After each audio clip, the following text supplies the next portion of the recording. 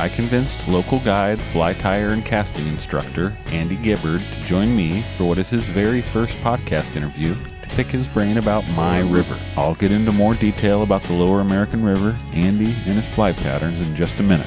But first, this episode of Secret Society of Fly Tyers would not be possible without our sponsors. I have to confess that I am contractually obligated to air all the fake commercials that the worm submits to me. Hey everybody. I usually have no input on the creation of these ads, and I have no editing power either.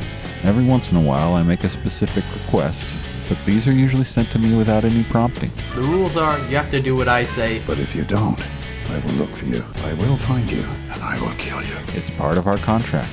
He prepares the ads, and I air them. I will put a bit of music behind them to bring them to life a bit, but the content is non-negotiable. Sure, they are definitely getting weirder and longer, and they all seem to be about pigs or milk or penises, but that fits in perfectly with a fly tying podcast, right? Yes, it does. I'm not sure if you get the same publications in the mail that I do, but this show was recently featured in Pig Informer magazine and was voted as the podcast with the most hog-related fake advertisements across all podcasts on both the Apple Podcast Network and Spotify in North America.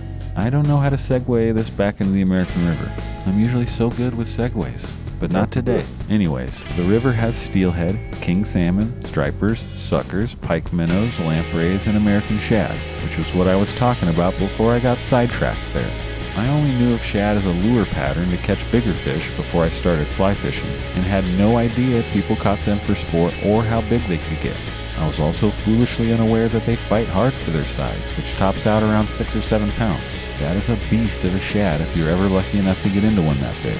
My buddy J.D. Ritchie refers to them as mutant herring, and like me, shad are made up of 90% bone. Native Americans referred to them as inside-out porcupines, I think.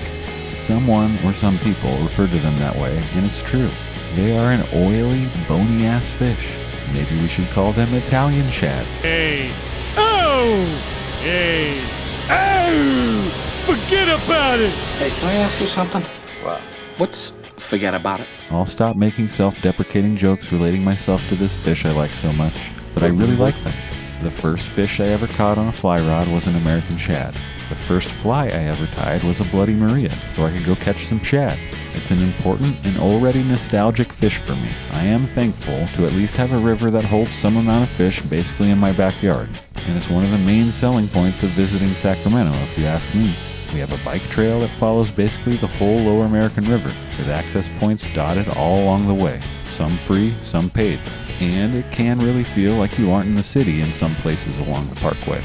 It can be far enough away from traffic and people that you can fool yourself into thinking you are nowhere near civilization. Sacramento has good food, and the river, and bike trail, and not much else if you ask me. I love to complain about it, and I wish I loved it, but I guess I only like Sacramento. I like you. I like you.